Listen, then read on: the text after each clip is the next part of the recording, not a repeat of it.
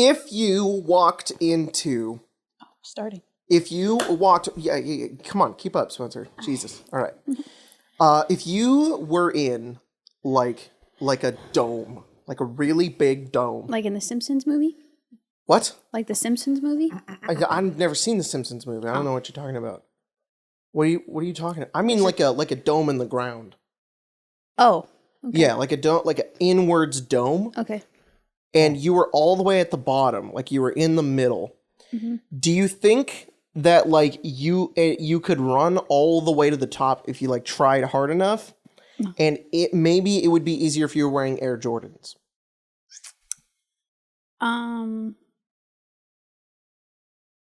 I just want to let you know this is one of the top 10 psychology questions. A lot of scientists have been stumped on it for years. Yeah, and they give the caveat of well, the Air Jordans are really like a. It's a factor that they haven't really considered in a lot of their studies. Right. There's about 3 papers that have been written by Dr. Joseph Segunda. Right. Yeah. Question: are the Air Jordans provided for us, or did we have to come prepared?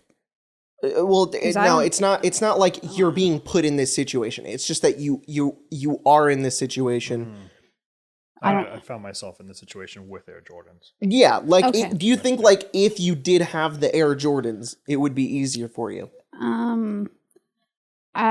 Sure. I think it maybe. Yeah. Okay. Easier for sure. Mm-hmm. Am I completing the task? Probably not. Yeah. Right. Because you'd effectively have to run up a wall. Yeah, at some point. Eventually, you just have to run so hard that you have to run up a wall. But if you built up enough speed, No. if you ran hard enough, How big's the dome? how big do you think the dome is? The size of the Simpsons movie. Yeah. I've never. I need you to tell me how big the dome is. Okay. So, because the first thing that came to mind was the Simpsons movie, it's about the size of their town. Okay. So it's very, very big. And that completes the test. You're a Sagittarius. Welcome to the Arcane Lounge podcast. I'm not a Sagittarius. How are you guys doing today? Cool. Pretty Great. good. Pretty I good. wasn't fucking asking you. Oh. My God. Sorry. Guys, shut up. Jeez, I'm trying to listen to them Sorry. talk. All right. Oh my God. How are you doing today? Oh, okay. Well, all right. I didn't need all of that. Jeez. I was, whenever somebody asks, how are you doing? You don't ever be like bad like that. It's like, okay, now I have to do work. Like, I'm just trying to make it not awkward. You know what I'm saying? Yeah. You could have just been shot, and you better tell me you're doing fine. Yeah. Hey, but you fucking know people would say that though. Oh my God, are you okay? I'm fine. I'm fine. Just took a bullet. Yeah. The medic comes in, EMT. You okay? I'm all right. I'm all right. I know I do that. Pack it up. No. Need- Yeah. Send the It's fire- okay. I can walk. send the I can walk. I ambulance can away. walk. I'm good. I'm poor. I don't have insurance. Yeah. Get out of here. Could There's you? an ambulance outside? You better send that fucking thing back. I'm calling $6 Uber. grand. You have Yeah, I'll a walk. hole in your body, and I would legitimately feel like still like I need a people please. Like I'd be like, Yeah. oh no, dude, it's okay, it's okay, it's fine. No, I'm fine, I'm not fine, that I'm fine. bad. It's okay. Oh God, no, I'm okay. I'm fine. I'm fine. Yeah. Oh fuck. Yeah. That's going to be definitely. me in labor. They're going to be like, are you all right? Do you need anything? I'm like, no, I'm chill. Be like, I'll kill anyone here right now for pain relief. But You are I'm right okay. though. Ambulances suck. Like Yeah. just take an Uber. when what are they gonna do? Save your life? An Uber may be faster. Yeah. might be. That might get there sooner. When I Ishmael, who's driving me to the hospital, it probably knows more than and he's got anybody. experience, I bet, just as much as an EMT. Yeah. People call him all the time when they get shot. Yeah. He's like, yeah, I have 5 stars because I've saved people's lives before. Yeah, I'm here to pay the amount I'm going to get. An EMT sure will give me more services, but it'll cost 6 figures. Yeah. I could pay $6 and get, EMT on the go. Do you think they'd freak out? Do you think like if you Yes. got in and they were like, go to a hospital, and they were like, call an ambulance? So you'd have to like play it down a little bit. You'd have to be like, how's it going? How you doing? Yeah, thanks. And you're just like bleeding in the backseat, just like, You got any napkins up there? yeah. Hey man, I just got a lot of ketchup. I need some napkins. And he's like, are you good? Like, yeah, just take me to the hospital. I had too much ketchup. I'm just Oh, visiting man. someone. Yeah. Yep. Do you think it's funny that you can DoorDash Walgreens now? So like you can DoorDash You can DoorDash Bed Bath and Beyond. DoorDash your meds. Whoa, I didn't know that. Yeah. What are they going to ship to you? A couch? Yeah. Motherfucker shows up. They leave it on the door with the picture. Yeah. It's just a whole ass couch. I want to get my bathtub and forget I don't have a towel. Just buy a towel. Oh my God. I'm at like an angle today, and it's nice because it's like you guys are both in my peripheral, and it's good. Normally I have to be like, the fuck did you just say, Craig? But today is nice. I see both of you. It's good. Whip. Yeah. Man, we had our baby shower yesterday. Yeah. Your baby shower. Yeah. Yeah. I had a diaper party, and everybody came over. We did some trivia, and it was a fun time. And also, we got like food, and then I didn't realize that we had plastic forks. So I was like, Dad, can you go to Walgreens to get paper forks? But we didn't have plastic forks. Plastic forks. Yeah, I said paper forks. And then as soon as my dad left to go to Walgreens to get plastic forks, Tyler looked at me and went, I think we have plastic forks at our house. And I was like, Tyler, you couldn't have said that 1 minute earlier. For context, Tyler lives across the street. Yeah. I was like, my dad already left. Yeah. And then I called him and he was like, already got them. And I was like, okay, well, all right. So, but it was fun. It was a good time. Now we have a ton of baby shit. You know, yeah. So much baby shit, Yeah. which is, it's good. It's good baby shit. I like it. I've been organizing. There's a lot of cool stuff. All day. We got, she has more clothes than me now. That's not true. I don't know. I bet if we counted. I went through all of my stuff and threw away a bunch of stuff, and you need to do the same. Because you have I have too many shirts. so many shirts and socks. It's the thing that always gets me when I'm like online, and if I'm like scrolling and I see an ad and it's a cool shirt, I'm like, and I fucking want Target that right gets now. you. We'll go to Target, we'll walk past the men's section and God be like, damn it, their shirts are so good. Target, fuck, I hate Target. They always have good shirts. They know how to appeal to me. Yeah. It's just like, if it looks basic t-shirt that's green, has mountain on it. Jacob, that's it. That's all I want. That's all I want. buying If you got a goat on a shirt, oh my God. Yeah, sold. Put like a really simplistic sunset with some flowers. I'll wear that shit. Like, it's so easy. But like, I'll also scroll on like Instagram or like Twitter or something like that, and I'll see like, here's my cool D&D shirt that's like a really badass design, and then like I'll forget about it, and then you just did all the laundry, and I'll be going through all my shirts and be like, oh yeah, I forgot I had this. So yeah, it's a problem. Yeah, I didn't go through a lot of my shirts, but we have a lot of baby stuff now, which is pretty cool. we do. We built the crib the other week, and that was cool. That was fun. Yeah. Now we have a crib across from our bed, and she's not going to sleep in it at first, but you know, it's kind of cool to have to be like, haha, setting the theme here. Also, I don't want to build it later. I'll just do all the hard shit now, and then I'll build all of the baby stuff. Like I'll do it now, and then that way, you know, future me will be like, thank God I'm not building this right now. There's a whole ass baby in here. It's crazy. Yeah. It was a fun day though. It was. I forgot to take my Adderall about halfway through the day, and I was like, shit. Yeah. It was weird. I forgot to remind you. When you were sitting around doing the trivia, I was like, so like, how come I can't pay attention to anything? And then later I was like, oh, like people were saying things to me and I just wouldn't hear it. I'm just like, what's going on? And I don't know why. I just like forgot how circles worked. Like I would ask you guys what you got on your questions and I'd like start in the middle. I'm like, why the fuck did I do that? Some weird shit. I don't know what's going on, but yeah. What else is going on? What else is going on right now in our day-to-day lives? Because, you know, I guess that's what we do here now. So we just talk about how our lives are going, I guess. We're going to take a little break on Avnia for a little while. Yeah. Tyler announced that the other day. They had told us a little while middle of last week, and we wanted to wait to tell everybody because we wanted to, I like to upload things. I like to give you guys one thing a day. If not, you know, I can't give you two things in one day. That's just too many things. You get one thing a day, so we spread them out, and that's just how we do it. So it sucks, you know. I want to play more Avnia, but you know, at the same time, you know, it's probably for the best right now. But more Evenville, which is going to be pretty cool. I'm excited because we're probably going to get through the Fortress of Memories arc before we before you have the baby, which is exciting. That's super exciting. So, have we talked about that we're not going to play for a while after we have the baby? Yeah. I mean, yeah. Okay. I think, I guess we could say that now. This isn't like an announcement. This is just like I'll tell everybody at some point. But when you have the baby, we'll probably take like a month off. Yeah. Probably like a month. least. If we need more time, then we'll let you guys know. But yeah, Jack's gonna run some one shots. which is pretty cool. Unfortunately, we won't be able to run any streams during the time because it's a little difficult because it's just like a part of our house. If we had moved, we could have. Yeah. But unfortunately, as of right now, it's not really going to be possible. But it's fine. We can take a little break. We'll come back. Be good. Do you know what I said today to her? I got out and we were walking over towards Target and I was like, I haven't thought about COVID in like a month, and that's awesome. Like I just randomly remembered, I was like, oh yeah. And I was like, do you know how fucking satisfying it feels to be like, oh yeah, COVID? Oh my God. I was like, I thought about it every day for so long. And this was like the first day I was like, it's been at least 20 days since I've thought about COVID. That's a new thing and that's fun. And now I made everybody think about it again. So whoops. It is freeing though. It is. Yeah. I saw somebody post a TikTok and it was the song at the end of Inside, the Bo Burnham special, and it's the "Are you feeling nervous? Are you having fun?" And everybody's like, "This song is like so much happier now. Like it makes me feel good, and it's not like as sad because it's like we're kind of out of that thing. I know there's still a lot of COVID going on, and it sucks. Yeah, but we're in a definitely a different situation than 2020 now. Yeah, people are triple vaccinated. There's a lot of we're on the tail end of it. Hell yeah, hell yeah. It feels great.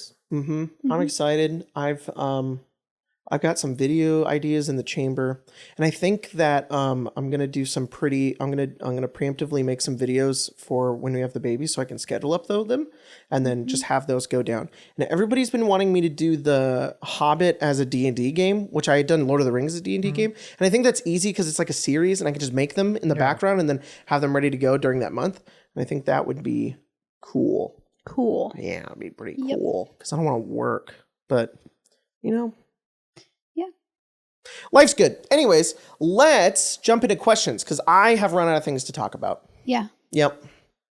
What the fuck is this? What is the meme in between us right now? A friend of Pinky? ours. From Pinky. From Pinky. To be honest, I don't know. I think Mia and I were at a flea market and some nice abuela sold it to us for $1. You own that? Oh yeah, I know that's on Pinky's desk. Oh, Uncle Pinky. Oh man. That's why it's so blasted because he left the flash on. It's on his desk, and it's not a zoomed in picture. His phone's probably like 5 inches from it. God damn Yeah, it. that's exactly what he did. with the flash on. You can. It's like those videos when you can see the person's ring light on. Yeah. Their pupils. It looks like a I think it's Furby a lemur. and a troll doll. Yeah, it's a lot going on, and its hair used to stand up pretty far off its head, but the move kind of bumped it a little bit. Got squished. Yeah, it's not really recovered. I just want to provide a little bit of context. You guys remember we were talking about Landon? Landon's Pinky now. Yes. Yeah. So this is from Pinky. We're gonna get that boy in here at some point. Yeah. I think when we move, it'll be a lot easier. I agree. But I think we can. But I want to move already. I know. I want both. Yeah. I just want to let you know the picture today used on the podcast. The tweet was this. What is that? It's you. Reading the newspaper. Somebody on the Discord. I don't remember what the context was. Somebody photoshopped you look like reading a newspaper. I thought it was so good. I thought I'm so far away. I thought that was actually just me reading. I was like, when did I ever read a newspaper? Have a newspaper? Yeah. In that setting, too? Yeah, I was like, I took a stock photo and it was a newspaper. What the fuck? What the fuck? My memory's so bad you could gaslight me into doing that. You'd be like, Jacob, we all know you did this. Be like, oh my God. You read this newspaper. We saw you. Yeah. You went to that photo shoot. Jacob, that's today's newspaper. Oh my God. When was the last time you read a newspaper? I don't think I've ever read a newspaper. Really? No. 8 years. I have on the streets of LA passing a box that happened to have a newspaper. Oh, so you technically it was like, that's a newspaper. I saw a newspaper. I've seen a newspaper. Did Visalia ever do that thing? I can't remember. I think it's for like the children's hospital where they would sell them on the corners. The kids' day. Yeah. Okay, so probably recently I've done a kids' day thing where I bought a newspaper. Did I look at it? Probably not. No. I was in the newspaper. Wow. When I was a kid. Yeah. Not what? recently. I was in a play in town and I don't know why, but like they always did news articles about the various theater things happening because nothing fucking happens in this town. Yeah. And I guess for one of them, I was like when I was a kid, I was like they did like a bar on the top, and I was like in the middle of it. And it was like a picture of me they took, and I was like, oh shit. That's cool. You know, it's pretty crazy. I was like in the newspaper, and I guess nobody saved it because I can't find it anymore. So You can go to your local library and do that little yeah, I guess I do. the They crazy save them? machine. Yeah. I assume that's what the machine is.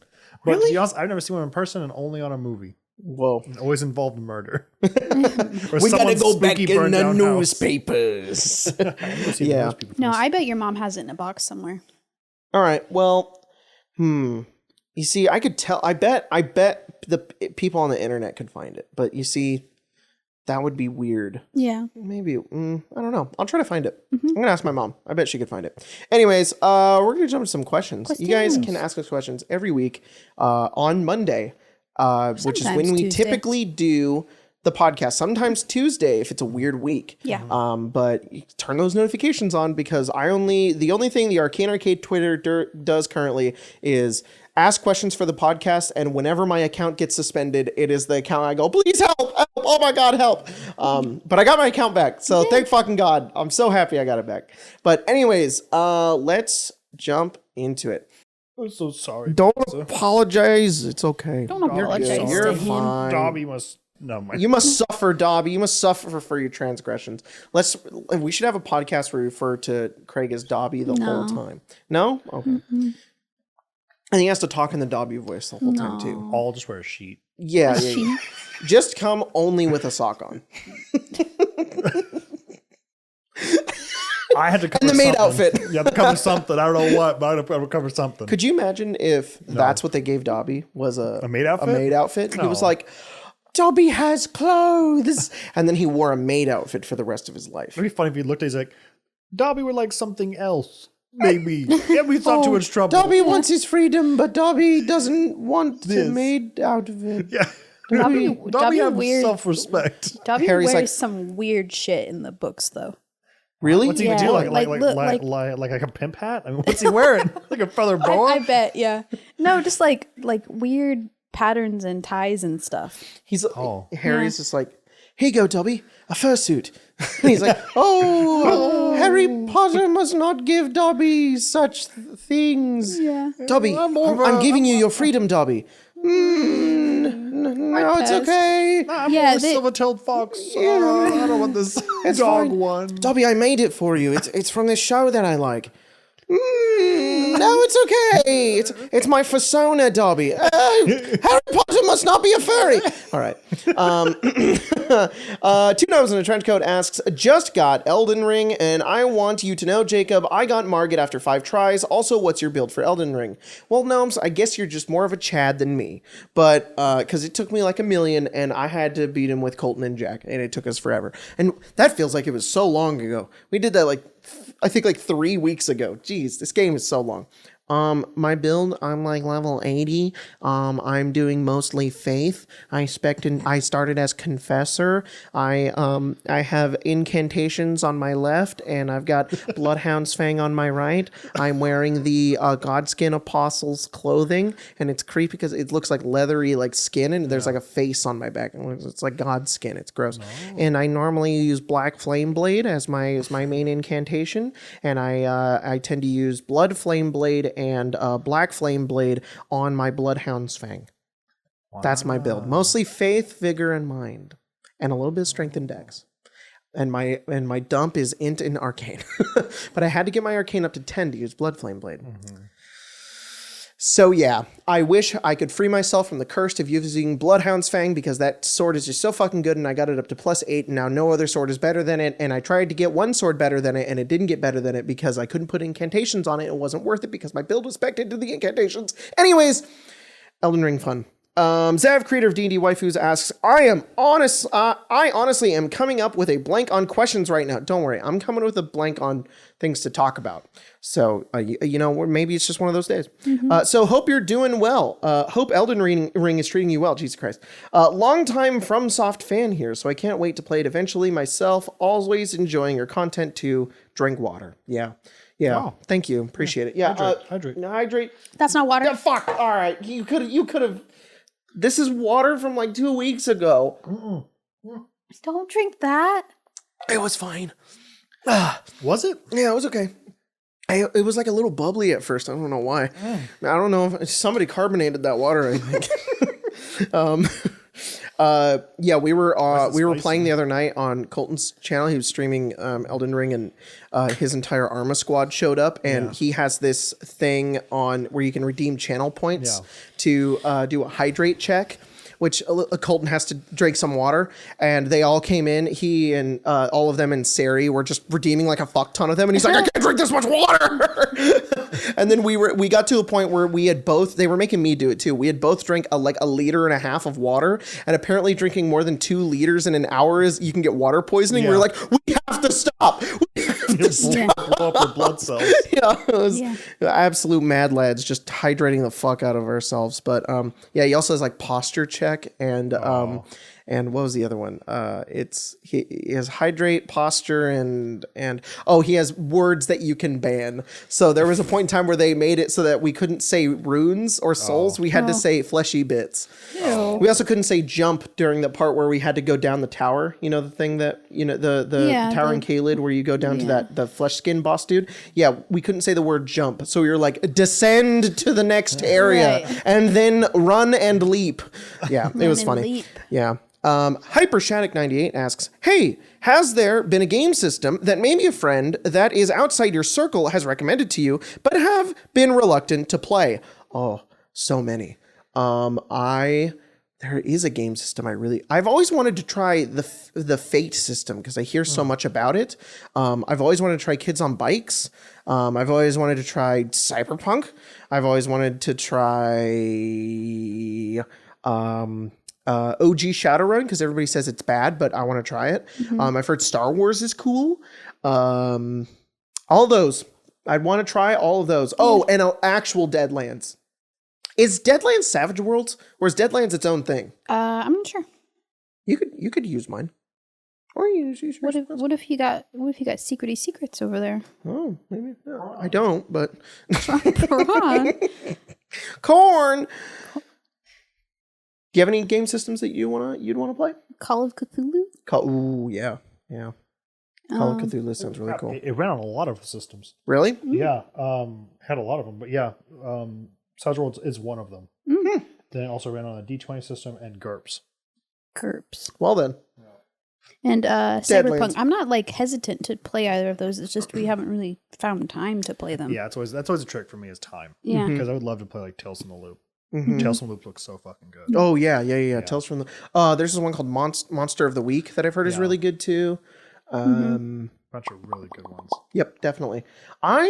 When we played Shadowrun when Jordan ran Shadowrun, that was so goddamn fun. We played a Shadowrun game like in 2018, I think, and Jordan ran it through Savage Worlds, and we played like 3 or 4 games, and it was so goddamn fun. I don't know why. I don't know what we did that made it so fun, but like we decided to be like this crew of mercs who had like a bug theme. Yeah, we talked about this on. Have we talked about it before? Yeah. So like I was Cockroach and you were Stick. And Logan was Ladybug. Colton didn't get the memo. Cool. Yeah, Colton and Grace and I think Tyler weren't bug themed. No, they were, but they did it afterwards. Yeah. And I forgot what they were. But I think our characters made them bug themed. Yeah, that was we're like gonna call you that. I was like a orc,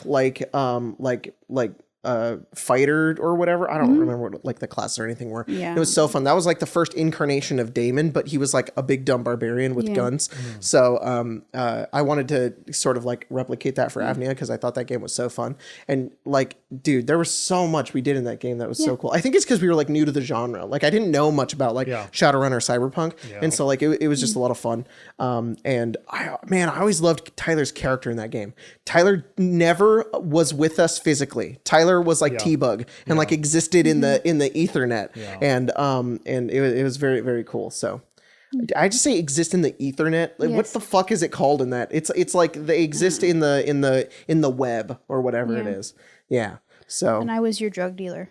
That's right. We were all like drug dealers. We were just fucking crazy in that game, which is what was so fun. And we blew up your penthouse. You blew up. That's how we finished the game. Was like this.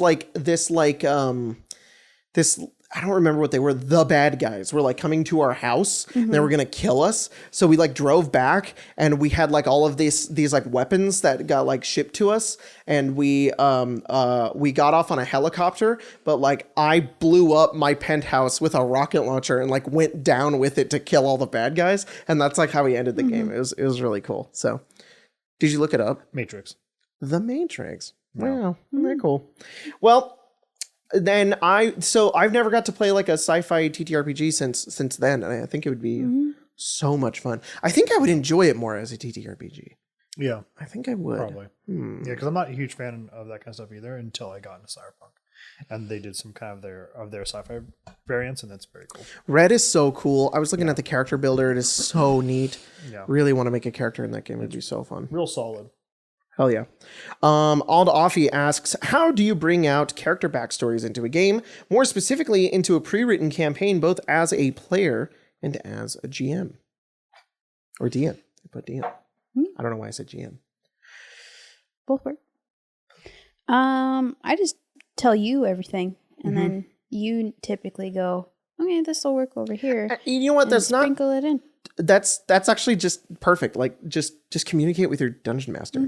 Like if you're a DM and you're nervous about your players not having a connection to the game, literally just talk to them and be like, okay, how much do you want your backstories to be in the game? And they'll just like, it's cool because they'll just tell you and then you can figure it out. And some people will, like myself, like me as a player, I really like it to come up. So, but I will be down with whatever the DM wants to do. I'll be like, this is just the prompt, do whatever you want with it. And I'll be happy. Just don't do these things. And then there are some players who don't care. They're literally like, no, I'm just here to play. Like you don't have to include my backstory. Like with Huck, I was like, I just want to be a robot cowboy. And you were like, I'm going to do some stuff. And I was like, sure, go ahead. You had a pretty basic idea with like Lazarus and stuff, but you kind of just were like, you do whatever you want. Have fun. And then Mia was just kind of like, I don't know. It doesn't matter. And I was like, okay, we'll figure it out as we go, I guess. And then Colton's like, okay, so there's this, and then there's this, and then there's this, and then there's this. And it's like, okay, cool. So, and if you're a player who wants that with your DM, just talk to them. Literally just be like, here, do this. And then incorporating it into like, I guess like a pre-written or even like a homebrew game, just take those elements that they took from the backstory and just find ways to implement it. They won't know the difference. It's not going to be like, oh, this is very clearly my backstory thing. The best example is when Matt Mercer did the Briarwoods and it early on in campaign 1, where like they weren't even thinking about the Briarwoods, but Matt had remembered that had to do with Percy. And so in just the middle of like a fucking sentence, he just mentions their name, and then that makes him go like, oh shit, and then just brings them in, and then it's so natural. It's just really, really well done. So that's a example that I have, but it depends from player to player. Yeah. Indeed. Ed Boy asks, planning on running a game loosely based on Planescape, Hub Sigil City of Doors, with my own tweaks and homebrew shenanigans. How should I, or rather, how would you blend a mostly urban-based campaign setting with limited adventures into the different planes? Whoa, that's crazy. Urban-based adventures are cool. You just want to make sure that there's a variety happening throughout the game, because they can I feel like they can get stale really fast, because it's like, it's another day in the city, but like city-based adventures definitely can be really fun. But like Waterdeep Dragon Heist. Waterdeep Dragon Heist is cool because like it splits up into different types of adventures. So the first part of the adventure, it's like a dungeon crawl. Then the second part of the adventure, it's a mystery. And then the last part of the adventure, it's like this race to the vault. And then the last chapter is a dungeon, which is the vault. And the players get to make a lot of choices. So it's not like you're doing mystery every single game. Right. That would, I don't know much about Sigil, the City of Doors, but if you're doing like an urban-based campaign, like just shake it up every few games, because it gets old pretty fast. And players will be like, what if we left? If your players are considering leaving the city, that means they're definitely probably disinterested in what's going on. So have you ever run like an urban themed campaign? Yeah, I mean, the best way to do it, I've always seen it because of where my background comes from. just watch like a mobster movie. Hell yeah. That, because that's a lot of it is urban settings really have to rely on the fact that the city itself is a character. Yeah. That's a lot what Mia says. Mm-hmm. And she writes a lot of urban fantasy type stuff. Yeah. Yeah. I mean, just think of the movers and shakers, how people interact with. It's not always so much about who you have to kill, but more about like who you have to know. Mm-hmm. And then what kind of actions can you take and everything else. So it just depends. Definitely agree. You got anything you want to throw in there, Spencer? I'm curious about what you were doing over there. I noticed that I was really loud, so I turned myself down a little bit. So I hopefully I'm not too quiet now, or hopefully I wasn't too loud in the first half. All right. Thy Sponge 55 asks, "Hi guys, love your work. Oh, thank you. Wanted to ask, what is your favorite 5e module BBEG? Strahd, Xanathar, etc." That's a I like really the good question. Castlanters. Why do you like the Castlanters? I think they're neat. I like their motivation. And they are super evil, but they're still super cool. Mm-hmm. Do you want to explain like what their motivation is? Oh, their motivation is they made a deal with Asmodeus to get their success and stuff, and Asmodeus was like, "Oh well, I'm gonna just take your kids unless you can give me 500,000 gold and 999,999 gold, and the lives of 99 people. 99 people, yeah. Yeah, and if they do it, then they save their kids. Yeah. And it's like trolley situations are always really hard in D&D games. Some people don't really enjoy them as much, but that one to me is just so well done because for the most part, like the players also have this like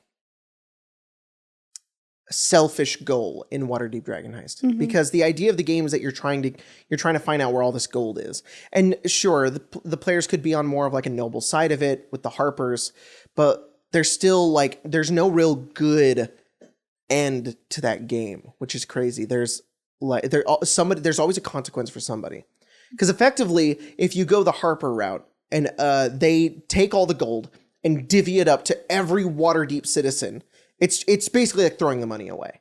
But everybody knows in their conscience they did the right thing, you know. But that money could be used for something better. But who's to say what it should be used for? Because the city is controlled by so many different people. But then, if the Castlanters are your villain and you take that money away from them, you're letting kids like die. Oh, that game is so good. That game is just so good. I like that no matter what choice you make, there's consequences, and that's just fun to play on D&D. It's just a good time. But I know some people don't always like that. I think Manchun's really cool. I would have liked to run him, but the Castlanters were just great. I like Strahd, I guess, but yeah, I like Strahd too, but he's kind of just a big simp. Yeah. I'm not a big fan of his story, and it's gothic, it's dark, it's D&D, it's that like that vibe, and it's good, and it fits him very well, and I like it. But like, I like the adventure Curse of Strahd more than I like Strahd. Like Strahd's cool and he's neat and all that. Aceric is all right. Like I like the idea of Aceric. Yeah. He's very cool in my mind as the dungeon master, but he shows up in like the last session of the game just to get dunked on by the players, and then he's gone. So like not much of a threat. I'm really enjoying running Oriel. Like we'll see what happens with her, but I'm having a lot of fun with her. I like that she's much different than any villains we've had previously in D&D. Like she's like the opposite of Strahd. She's like mystical and distant, and Strahd is supposed to be kind of like constantly in your player's face, fighting them, terrorizing them, using them, psychically toying with them. But like Oriel is just this fuck off bird bitch that's just in the distant inner fortress, just making everything difficult. Being a guy. Yeah, and it's like, I think it's interesting to like consider how to solve that situation. Like I feel like we're going to get to that later on within Realm of the Frostmaiden, where it's like, I don't know. You guys seem pretty determined to kick her ass, which is good. But I at least want that to be a conversation. I at least want the idea to be like, do we have to fight her? Do we have to kill her? Like, what if we do and what if we don't? What happens if whichever way we go?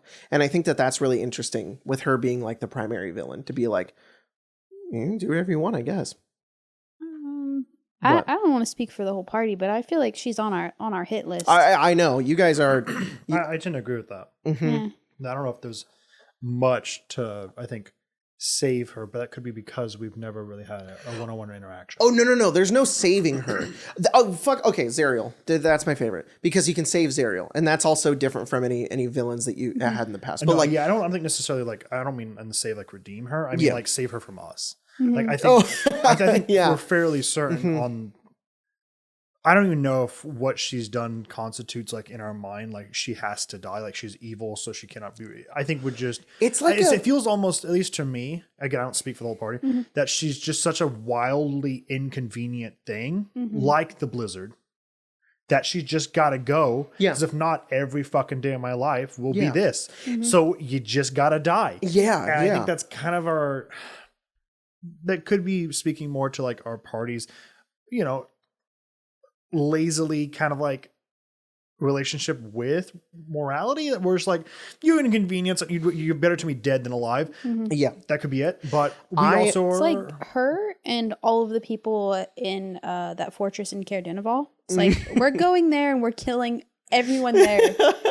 Like I don't think we need an explanation. You let all half those the people time I die. feel like we're cleaners and not people to solve the problem. Yeah. Like the problem's already been screwed. We've been called to clean up. I love that about this party. It's very interesting because it's even though it seems like the stereotypical D&D party, it's actually pretty abnormal for a D&D party with what you guys are doing in terms of like, you're not really wrestling with the morality of what we're doing. We know that this is what, it's not even like, we know that this is right. It's like, we know that this is what we want to do. We're judge, jury, and executioner. Exactly. Yeah. That's how I feel a lot of the time. And I think it's because that winter has been literally manifested into her very being that causes you guys to hate her so much, which I think is interesting, but it's like a different kind of hate. It's not like she personally did things to me. It's like, this fucking bitch, you know, God, we have to stop her. It's like, it's weird comparison, but it's like if somebody was the god of COVID and was manifesting COVID, and it's like, we could just kick his ass. And then maybe it would all be solved. And I think that that's really neat. Like that's really cool. So how do you, okay, here's my Arcane Lounge question that I'm gonna bring to both of you. How do you guys think, let's take this party that we have right now, the Icewind Dale party, and let's put them in Curse of Strahd. Not like they teleport now, but like, let's say they started in Curse of Strahd and went through it. How do you think that would go? Do you think you guys would feel the same about Strahd, that he's just like the source of all these problems, he's a big inconvenience, and we need to kick his ass? Because I'm curious. I've been thinking about like what certain party, what the difference is. Wow, the differences in the game would be if it was a different kind of party. Because when we ran it with you guys, who in my opinion, I guess, were a little bit more like, I guess, noble minded in comparison to the Icewind Dale party, Ari, Ira, Seymour, and Tallman. It was more like, okay, yeah, well, eventually we're gonna get to him, but man, we have to help like Barovia first. But would that sentiment be gone if it was this party? Because for the most part, you guys don't necessarily care about the 10 towners. And is that the 10 towners' fault, or is that the party's fault that you guys see them that way? I feel like both Barovia and like the 10 towns are in like very similar situations, but I agree. There's still like a little bit of like not happiness in Barovia, but like people tend to at least take a little bit better care of each other. Yeah. And they've kind of bonded, like the towns specifically are like really tight knit and like care for each other. And then in like the Icewind Dale, everyone's kind of like on their own and they fight for themselves. So really? I think, yeah. Really? I almost think Strahd would be killed at a slower rate than Aura would be.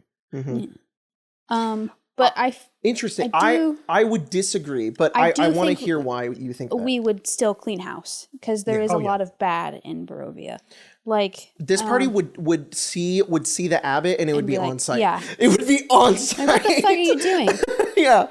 Oh, I made a stitch together. I took body parts from dead women and I made a wife for Strahd. And Immolation would like her. She would have already smited. Like it would have already happened. Yeah. Yeah. Yeah. I think we're still just. I think we talk about it a lot. I think we're very Castlevania in that way, where we're good guys because our adversary is so evil. Yeah. Yeah. We're not. We're not. We're not aren't. Good. Yeah. Yeah, and it's not because we're evil. It's just yeah. We're definitely trying to draw a line that we aren't heroes. Yeah. But I agree, and I like that. I think that's cool. We'd probably wind up being more aligned faster to a neutral than what we are now. Too, I think. Do you know what's interesting though? Is I feel like there was at least, maybe I'm wrong, maybe I'm misremembering. There was a little bit of consideration because there's a point in time when Strahd tries to find a party member and says they can probably succeed me and take over Barovia. Yeah. And I'm going to watch them and follow them and eventually speak to them about it. But the book of it just says like Strahd will always realize that nobody could ever succeed him. Yeah. It's just an event that can happen in the game, which I think is really cool. And it's funny to me that it was a consideration with the Waterdeep party, with our Strahd game. But I feel like with this party, it wouldn't, like, at all. Like if Strahd came down to Kazira and was like, you wanna rule this place? You'd be like, no. And also we're gonna kick your ass, fuck you. Like, that's interesting. Yeah. Like he came to Seymour and Seymour was like, I think Seymour was like, Yeah, I feel like at some points in our playthrough of Curse of Strahd, we felt bad for Strahd. And like eventually that went away and we were like, no, fuck you. But I don't think there'd ever be a point where we're like, oh, poor him. No, I'd just be like, no, he's fucking, he needs to die. He's a terrible man. Yeah. I think that, that's the thing too, is like, I think Strahd is a worse person than Auril. Auril's not really a person is the thing. Yeah. Auril's like half person, half manifestation of nature. Yeah. So like Strahd's just a piece of shit. Like that's just who he is. But I think it's interesting that you think that like Barovia is like more happy and hopeful than like the 10 towns. Yeah, I think there is, because I think there's a thing where they're trapped, which means they're trapped, meaning there is somewhere else to go at some point. I don't think any 10 towners ever like even said trapped, because the 10 towners could leave. That's the thing, is they can leave. It's like, but they don't. Yeah. So like there's no sun for them ever. Yeah. So it's like, I think there is some kind of, I think there was definitely more hope in Barovia. Yeah, especially when you bring back the skull of Argynvost. Oh yeah, you can bring back. I think that's the difference. Is I think on their own, I think the Barovians are more without hope, but you can bring hope to the Barovians. Yeah. While to like the 10 towners, there's not much you can do to like kind of make them feel better. Like at least within the basics of the pre-written adventure, like they're just kind of there. Like that's the thing, is that the Barovians are stuck, but the 10 towners are stubborn. Yeah, is the issue. So like I feel like the 10 towners come off as a little bit less likable because they're like they could be doing better. Like they could try to like help each other, but they're just kind of like not. They're instead just resorting to their basic humanity of like rivalries. And it's like there's more going on above you. Meanwhile, the Barovians are like, we've tried and we know it doesn't work, so we're just kind of giving in. Yeah. I also think that I don't think it would matter where or any book you would give us. I think the party would be very similar. Yeah. Because I think a lot of us are so largely concerned with our own problems that everything outside of our own party's problems is such a fucking inconvenience to us that the simplest solution is for you to be killed. Yeah. So I think that's a lot of it. We have, because there's family missing, a lot of us are trying to figure out what's going on. We had this redemption arc with Immolation, and then Sildri, we didn't get too much from Elenstra, but Sildri has their own grudge. We're so internally like, we have objectives we want to achieve, but we have to put on the back burner for your last. Yeah. So it's like, I think anywhere we'd probably have very similar your actions because you're just so self-absorbed. Immolation is one of the most interesting characters I've ever had to DM for. I don't mean this in a bad. I need to tell Mia this, but like this is not a bad thing at all. It is one of the most challenging characters I've had to DM as well, because for the most part, I can figure out characters a few games in and be like, okay, I know what this character wants. I know what this character is going to do.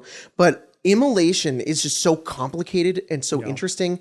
And like Mia does such a good job at like playing her differently based on the situation. Like I know it's so cool because I no longer have to think about Immolation in the terms of like a character with personality trait, ideal, bonds, and flaws. Yes. I think about Immolation as like a person, which is fucking crazy. That's because of how Mia is trained. Yeah, because she has like a master's degree in creative writing. So like the way Mia creates characters are by making them human, making a person, and then playing that character. Like Mia does such a good job at like one of my favorite things she does. Like God, I want to do this more with like my characters. Is like she doesn't play into her flaws to be like, oh, this is one of my flaws, guys. I'm playing a flaw. It's like she it's a part of her character, it's a part of who she is, and then she plays it, and then she doesn't say whether it's right or wrong because maybe Mia considers it a flaw, but Immolation sees it as a part of them. It's very normal to them to be this way. And you know, there are points in time where you guys are like, okay, you know, you act on it or you talk about it or something like that. But you know, it's so interesting to me that it's just a part of how she plays her and how she speaks, and it's ingrained into her very being, not just like, oh, here's my quirky trait, you know, and that's so cool. That's really, really cool. God. Mia was talking about it a little bit because of how influential her age is too, that everything is sometimes set in stone, especially on this path to redemption. And that's something that I can echo as her DM as well. This is a lot of it. Mia makes these really intricate characters, and at times I have to forcefully keep her character out of the limelight because if not, this well-developed character could become the main character almost every time because they're just so well built and so well established. That's such an easy. If I'm just not feeling in a good mood, it's just going to be a Mia day because I know the character will just do its job because it's so well fleshed out. Man, but I love that though, because I just, you know, and nothing against any, I'm you know, nothing against any of my friends or anything or any of you guys are like that, but I am more accustomed to my players being like, I don't know what I want to do. And like, I love when players take initiative. It's like one of my favorite things. And she definitely runs with whatever gets thrown at her, which is really, really cool. So, it's just really fascinating. I cannot wait to see where this game ends up. Like I've never been more anxious to see the ending of a game than to Ram of the Frost Maiden. But like I don't want to get there yet. Like I'm having so much fun running it that like, you know, it's just all a part of the journey. It's a huge fucking blast. Yeah, I love. It's crazy. I love that game so God damn it. You went to a baby shower. I was in the car. I went to Target and then I hung out in the car and I was just on my laptop, just chilling because I didn't want to go to baby shower and we were out of town, so I didn't want to drive back home. So I was just reading comments because that's a good thing to do. But I was just reading a lot of the comments on like the Icewind Dale games, and guys, y'all are too sweet. Y'all are way too sweet. There are way too many comments that are just like, occasionally there'll just be like 2 paragraphs, somebody talking about why they like love the game. And I'm like, Jesus Christ, cool. This is crazy. Yeah, there's so many sweet comments, and a lot of people who just really like the game, and it made me really happy. So if you ever have time, go read comments on random Icewind Dale episodes, and it's really cool. I'm glad you guys enjoy that game because there was one I read the other day that was just like, okay, this campaign is pretty funny, but Craig makes it 3 times funnier, and I can't stop watching them. And it's like, yeah. Oh, that's so sweet. It's very funny. God damn Honestly, it. this one, I don't know why it's different, but. And it could be because now we're getting that because Marshall used to divide us. But anytime me and Spencer can like get direct line of sight on each other, it's really hard goofy to focus. Yep. I was saying I need to get jingly keys. Yeah. I'd be like, what's because in my perspective, I'm just like, okay, a thing is happening and they're crying laughing. I don't know why. Like some and you're like, you said coom, and I'm like, I don't even remember saying that. Yeah, it's a good time. It's a good time. Mostly the rule of thumbs were children. Most of the time we're grade school. I wouldn't have it any other way. I love it. Piss break. Piss break. You took a piss break, I did. and now you're back. Gotta drink a lot of water while you're pregnant. Dave Killer Baker asks, what are some things you're most and least excited to teach your kid? I am most excited to teach her how to cook. Yeah, I'm very excited to do that. Me too. I am least excited to teach her how to drive. that's I'm excited. I teach her that. No, you That's not- there we go. You teach her how to drive. That's far off. It is. We have a while before we get there. Yeah. Too spooky. To teach her, I don't look forward to teaching her to not poop her pants. Oh, like potty train? Yeah. Yeah. I don't look forward to that one. Yeah, That one's weird. That tends to be a I difficult was like, one. imagine me There's a bowl, potty shit in training a it. child. I'm just sitting there, just like, just shit in the bowl. Okay, just sit on it. Just sit on. All right, let it come out. Just do it. Yeah, it's gonna be rough. It's gonna be. I'm not gonna act like that. Shit in that goddamn bowl. Shit in that goddamn bowl. Yeah. I have made a vow to never ever be naked in front of our daughter. Yeah. Yeah. Yeah. Yeah. Sometimes like we would have to take showers with our parents because we were stupid. Yeah. That's all you. Have fun. I'm just not gonna do that. I won't either. I'll just, if she needs help in the shower, I'll help her in her. Yeah, in like her own space. I'll put on clothes and get in the shower. Yeah, like a swimsuit. 100%. Yeah. I'll put on a swimsuit, a full body swimsuit. I'll put on a wetsuit. Wetsuit. Yeah. Wetsuit. You're like Big Daddy. Yeah. In Adam Sandler movie where he gets the he's a snorkeling dude. Yeah. Sorry, kid, you got to wear some trunks in the bathtub. And then and that's how we'll do it. I refuse though. This comes from like having weird friends as a kid, right? What? Didn't you say like one of your friends, their parents would just randomly be like naked in front of them? Like fully naked? No, I mean, okay, it's not like trauma, but I just knew about that. Like, you're like, I never want to do that. Family who, like, we knew that, like, we were, oh my God, my words. They were just naked all the time. They were, like, very normally just, like, oh yeah, we're naked in front of our kids all the time. Like we all take our clothes off. Yeah. We all take our clothes off and we wander around the house, and that's just how we spend like our days. And it's like what the fuck? Yeah, that's a little bizarre. I mean, I have to. But they were like, it's for like body positivity, and it's like okay. I will say though, as someone who this is probably uniquely to my situation, I've seen my mom. Most interactions when I was a kid, and probably up till I was like probably to be honest, till I was in my 20s. It was mostly with my mother naked. Yeah. Because she would work graveyards. So anytime she would get up, it would be like her getting to work and in the tub and doing something else.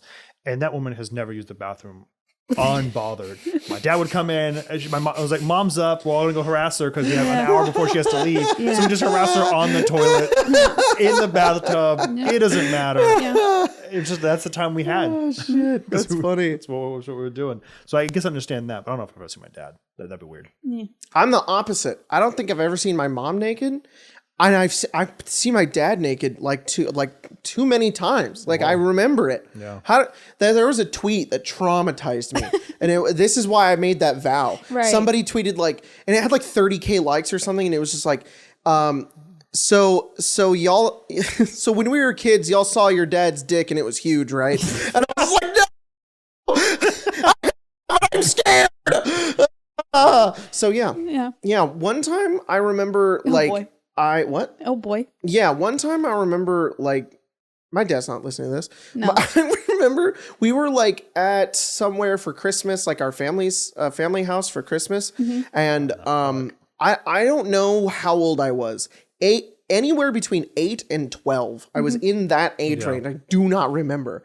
But I don't know what happened, but I didn't shower correctly. I don't know how I fucked that up, but I have a vivid memory of being in this bathroom, this shower, and being like, and my dad coming in and being like, I'm going to teach you how to shower now. And I was like, what? And just like shampooed the fuck out of my hair. And I remember him being like kind of upset. He was just like, "This is how you shampoo your hair," and I was like, and then I knew how to shampoo my hair from that day on. I did learn something, but also I vividly remember it, and I feel like that was weird. and like it was strange. Gotta learn how to shampoo your hair. Yeah. It's important. I guess. You don't Yeah. want to be greasy at Christmas. Yeah, I guess so. Maybe I was just super greasy, and my dad was Yeah. like, "You greasy little fuck, get in that shower." Yeah. And I was like, "Oh, my scalp." Yeah. I feel so clean. You're very aggressive when you wash your hair. Yeah, it's because of that. You're like. It's because of that one day. I'm like, Can't let my dad see the grease. she's like, "Oh my God, you're washing your hair too hard." I'm like, "No, this is how I have to do it." I'm like crying. I'm like, it's Christmas.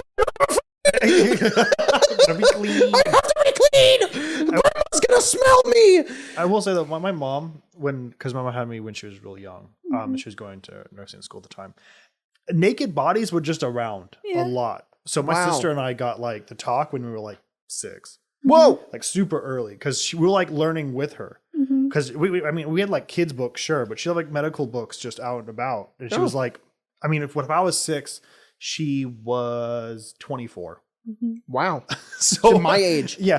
Like having a 6-year-old right now. So it's like she was just teaching along with us. Are you kidding me? and I'd we'd be help like, with, there's dicks and stuff. Like, fucking that was figure a it lot out. of it. She was just like, who cares? Whatever, just figure it out. And we knew. Penis. So, to be honest, that's never been like a problem. You know, that's just how my sister and I are. I wonder if my brother's different because I was 11 years apart, but me and my sister were always that way. Yeah, He that's never, cool. he never got the talk. He's, No, but we also grew he's up with still really young parents. cool. Yeah, he has no idea what's going on.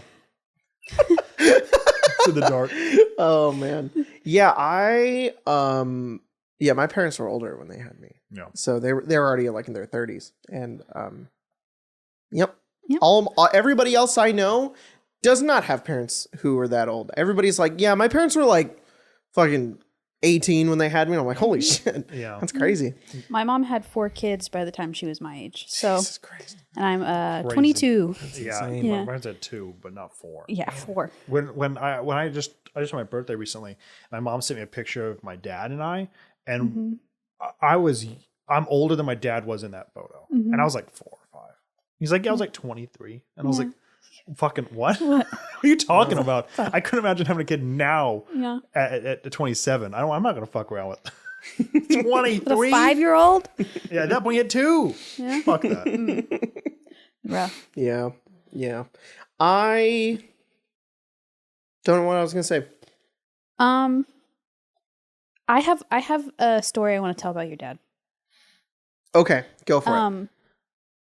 He came over the day of our wedding to like help prepare everything, and he could not find bath towels, so he went out and bought us sets of bath towels to put out, and we still have them. He did? Yes. I don't remember this. Yes. When I got here, you were outside already, and you didn't want to see me before the wedding. He was like, I couldn't find your towels, so I just bought some white ones. I was just like, Are you kidding me? Yeah. He did? He went out and bought bath towels. Wait, like full towels or like hand towels? Both. The whole set. He couldn't find them? He couldn't find bath towels, so he just, I guess he didn't want to like snoop or like go through our closet or My anything. dad has always had a fucking issue with towels. I don't know what his problem is, but like towels are the bane of my dad's existence. Fucking, if we used a single towel, and like, I don't know, didn't hang it up like a 12-year-old does after they take a shower, it was the end of the goddamn world. He would come out and be like, where's the towels? And we'd have to like find them, and he'd be like, there's more, I can smell them, the towels are around here somewhere. And he's still like that. He'll come out in their house and he'll be like, Emma has like 4 towels. I'm pretty sure she has like 3 towels or something like that over there. And I'm like, do you guys just not have more towels? And he's like, I don't need more towels. Emma has all of them. And it's like, they're just fucking towels. Just buy more. Yeah. That's what I do. We're like, we only have 2. We probably could find more, but I'll just go buy more towels. Yeah. We have so many towels. I buy so many for no fucking reason whatsoever.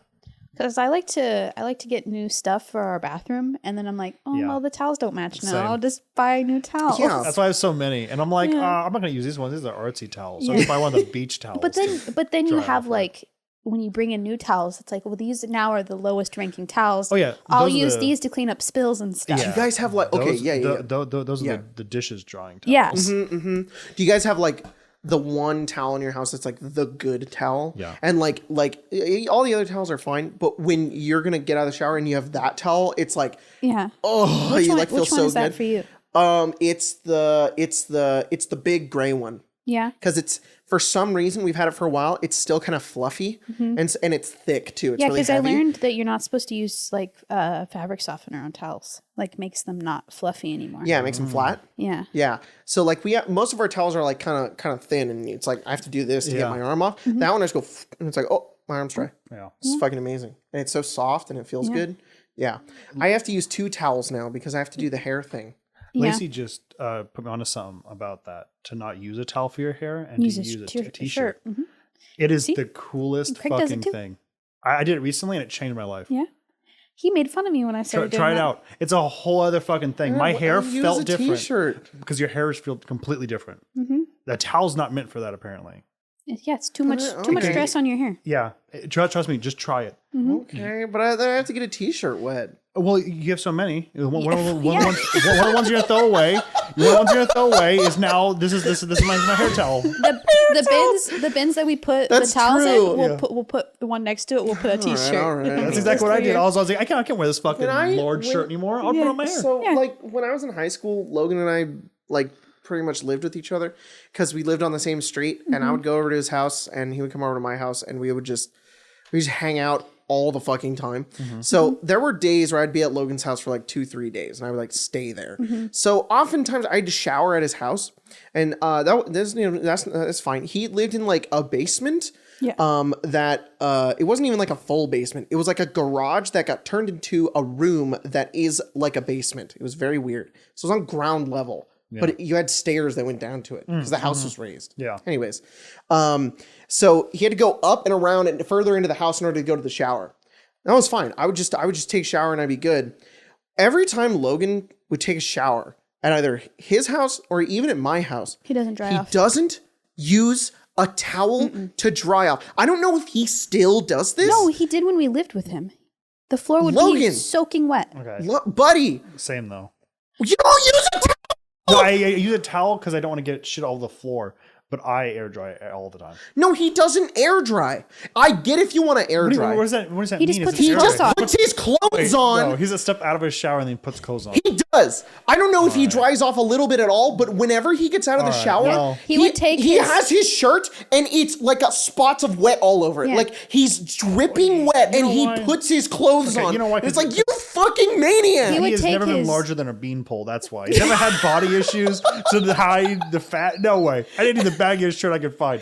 I guess that maybe that's it. Maybe just because everything What fits a him. mad lad. Yeah, just fits automatic. Fuck that. He's this small and this tall, Yeah, but motherfucker. he comes out, the bathroom fan's on, he's dry. I have to like lift the folds. That's true. That's true. Yeah, it's a lot of effort. It is. Well, I don't know. Yeah, it would always bother me because he'd walk back into the room and like he's completely wet, but he has his clothes on. Like, he looks like he ran through a sprinkler. Like, that's what he looks like. You went to the community pool and then you just had to get in your clothes after Yeah. you got out because you didn't bring a towel. Get back on the bus. Yeah, some of your clothes are just wet. You're Yeah. like, that's what I'm at. Like, I get, like, maybe as a kid, like, he didn't like them or something like that, or he doesn't like the feel of them or something autistic. I don't fucking know. But, like, but like, I learned to use a towel. Like, it's not that hard and it's so easy, and then you won't look like you just ran through a sprinkler. Well, there's some towels that I can't use. They feel bad. Yeah. Oh yeah, I understand Yeah. that. I understand have that. huge So texture issues about maybe that. he just doesn't like towels. Could be. But he could at least just put one down Some. so that when I go into the bathroom after him, I don't slip. I found out I have sensory issues about glass. Glass. I hate glass. Yeah. What does that mean? I like when glass. someone scratches it? Not if somebody scratches it. If I touch glass, I hate it. Like, a glass cup has to be a little dirty for me to grab it because I hate the like feeling. when you take them out of the dishwasher? Like when you take them out of the dishwasher They're and like hot. they go like, like when you grab them with your hand. I have goosebumps right now. I fucking hate that shit. Oh, interesting. It's very weird. I can't put my hand on glass. Yeah. Like I think the worst thing in the world is putting your hand on glass and have it going like that is the worst shit. I hate that. I hate dust on a hot car. Like if you ever like ran your finger through dust on a hot car, and I it's don't like, have that, but I understand why you don't like it. Like I could see how that would be gross. Oh yeah, no, I don't like when like people. I don't like the texture of a seatbelt. And someone seatbelt. scratches it. Yeah. Oh, like the zzz. yeah, it's really, really foul. Chalkboard isn't that bad to me. No, I don't care. Everybody's always said like kneel through the chalkboard. I'm like, that's not that Yeah. bad. But if you took your sticky hand and put it on clean glass and put your hand down it, I will vomit. Pinky and Lacey both have very dirty hands. Yeah. They're fucking gremlins, the both of them. They're both up till 4 a.m. playing World of Warcraft. Eating Cheeto Cheetos. dust everywhere, touching fucking everything. Yeah. Oh my It's a God. crime scene. There's not a clean mug in my house. There's someone's whole ass handprint on it. I hate dirty mugs. So I'm like, no, if it's not squeaky clean, I ain't touching it. Yeah. This is okay. Like a clean, Someone's been grinded. like a clean ceramic. I actually kind of like this. This is good. But glass sucks. And there's another one too, and I can't remember what it is. But extremely smooth and clean paper. If I sweat a little bit while holding a piece of paper that is really, really, really clean, and then like my fingers sort of like stick to it and then they like slide off of it, that's the worst shit. I hate it. I don't know why.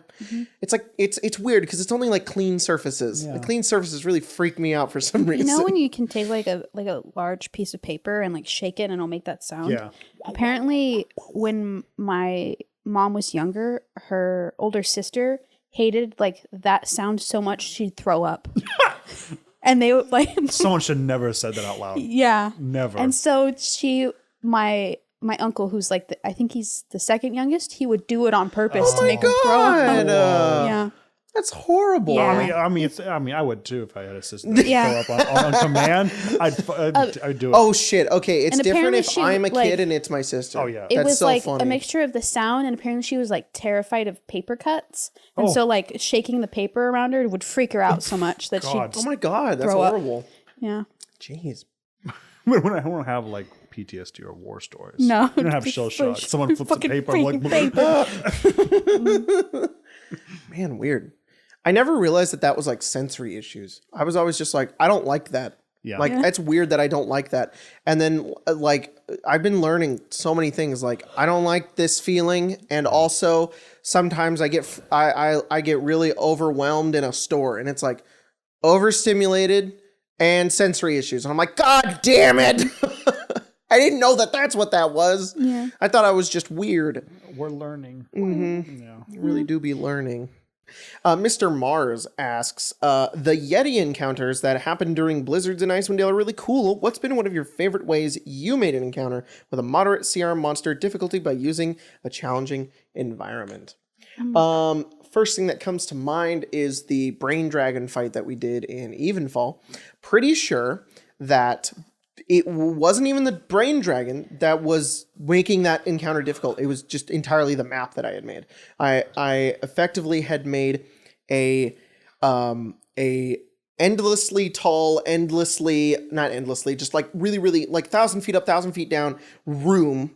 And everybody was basically in the middle on this stone path that like was only like 5 feet wide that like snaked around the room all over the place. So there was a bunch of holes in the ground everywhere, but there was more holes than there were paths. So everybody could only really walk like single file and run around.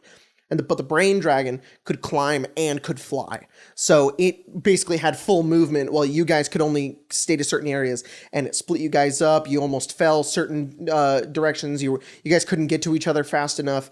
I think you guys would have just killed that brain dragon had that encounter not taken place in that area. So Yeah. environments and battle maps are like 80% of your encounter. Stop putting your encounters in flat nothingness because it's just too easy. Make it difficult. Let there be cover, let there be traps, let there be holes, elevation. Like there's so much you can do that just makes encounters so much more interesting.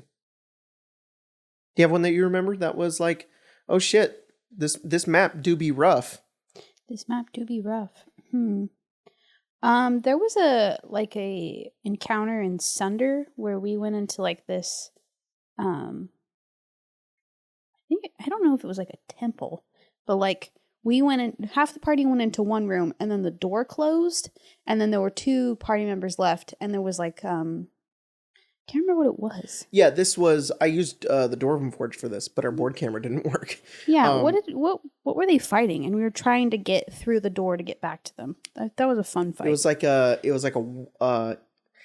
Yeah, so you guys, there was a hallway where 2 people were fighting a Death Knight. Death Knight. And then on the other side was this maze with levers.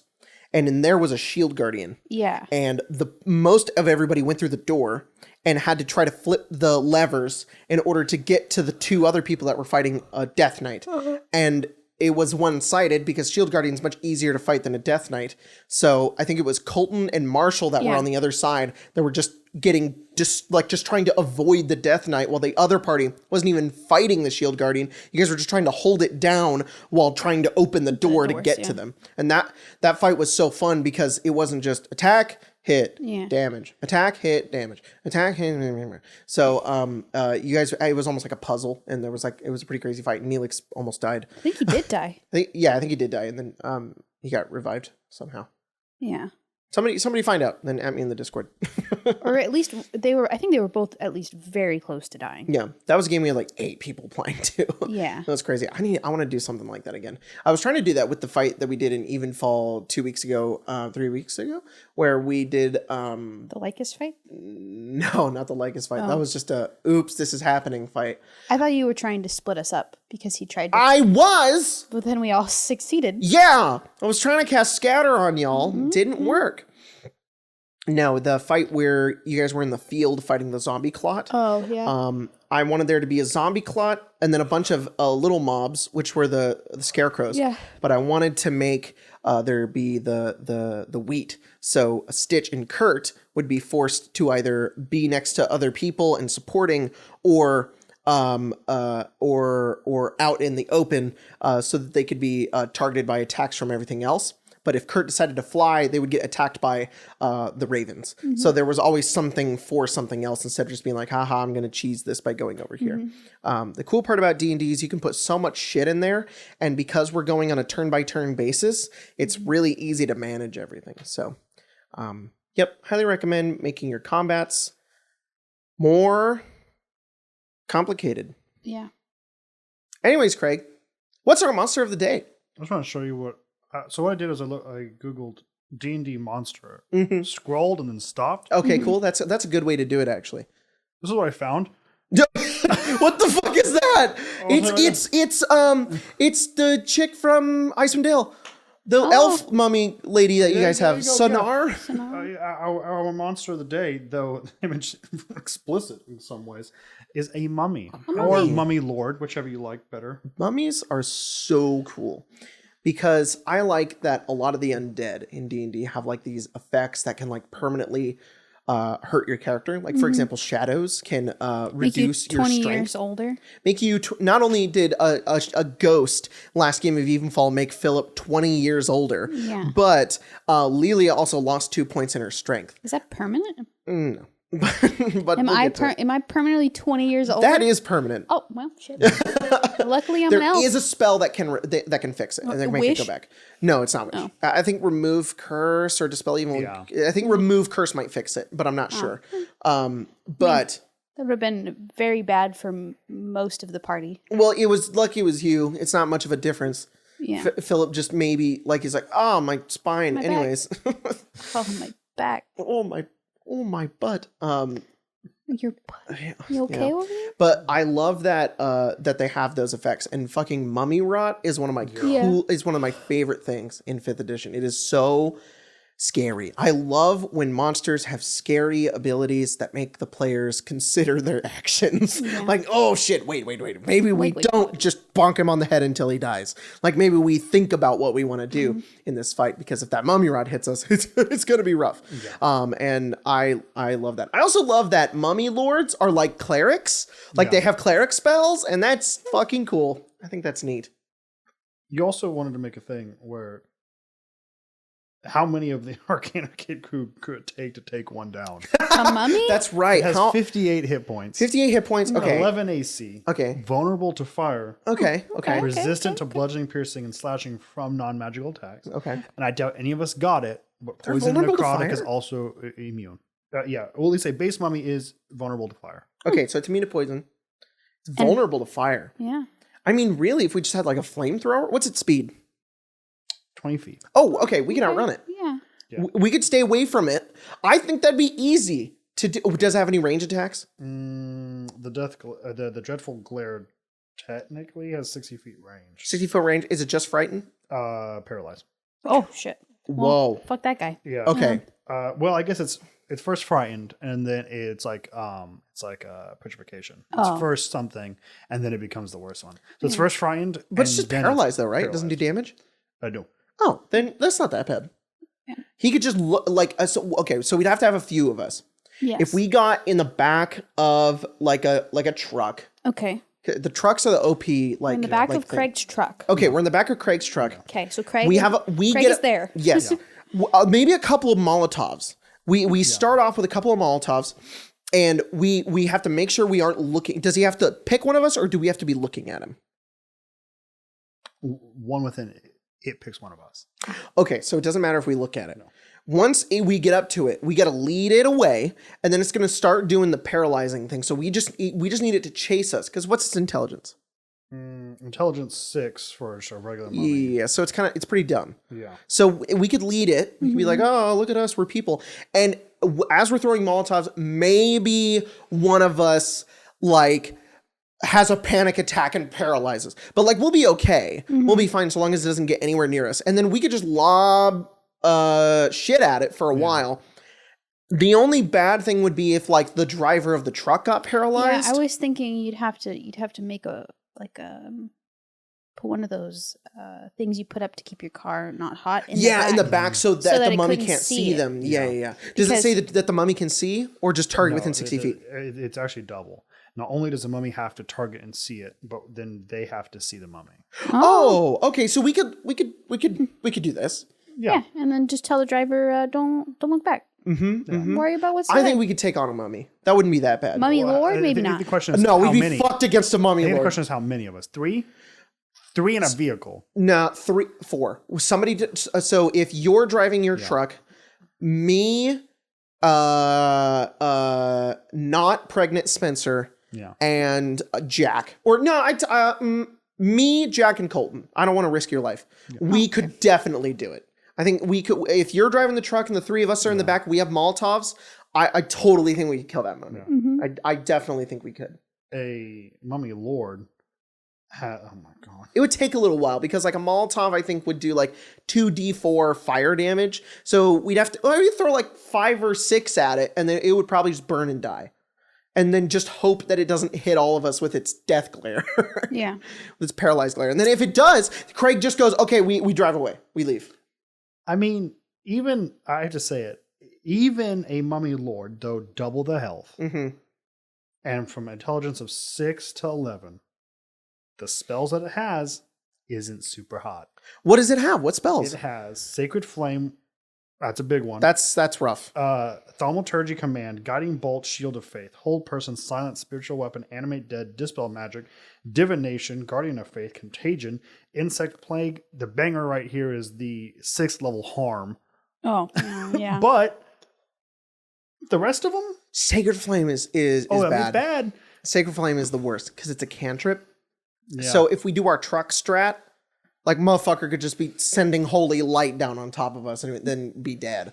And then one of us dies and then we're a zombie. But what we do, that's not we good. We get to make a dexterity save. It's not, you know what I mean? It's not a roll. But we have to die. Yeah, that's true. If you're driving fast enough. Advantage? Yeah, I'd say advantage. Partial cover? Maybe If we put like a shielding above us, the Sacred Flame wouldn't be able to come down because it comes from the top. What if we had a tank? What if we had a tank? What if we had artillery? Well, that's the thing. Like a tank, I think could take out a mummy lord. Mummy, yeah. Like a tank could take out a corpse flower. Yeah, we just in all these scenarios we need to have access to a tank. But no.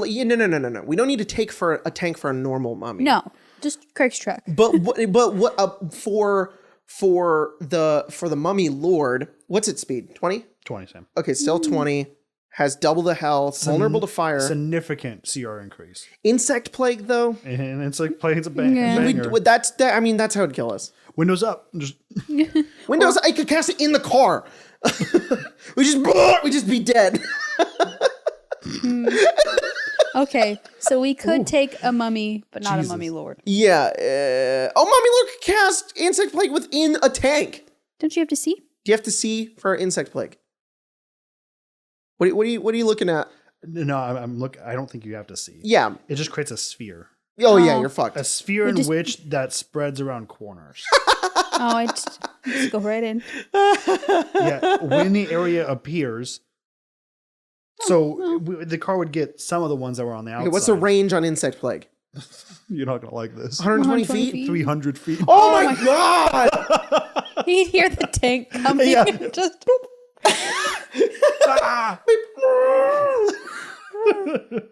Holy shit. Okay. Yeah. How do we deal with this? I mean, The thing is that we have to come up with something on how, like, we can't resort to nuke. Nuke is end game. Like, Yeah. we have yet to resort to nuke. We've had to resort to nuke for the Shuriken tornado. no. We just magnets on battleships. What we said, That's right. because Yeah. we can't kill it. We can only live with it. Yeah. Our life is eternally changed. Gigantic magnets would work. Yeah. But with the Mummy Lord, we have to be 300 feet away. Oh, just like a sniper.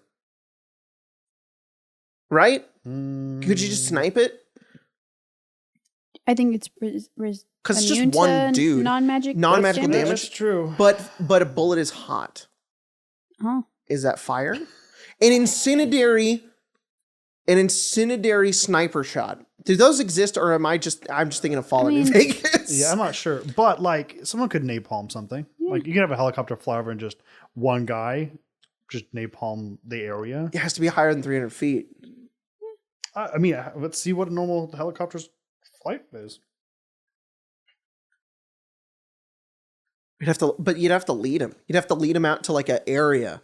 Yeah, I mean, if we like walked into like a stadium and he's there, Yeah. or Yeah. like a tomb, we were already asking for it. Yeah, that's Yeah. true. Like, I mean, I think a helicopter could do it. A normal helicopter flies at like 10,000 Okay, feet. so a helicopter with napalm would we'd have to do it a few times. Not Can to it go- fly? No? It just have to can walk it through the fly? fire?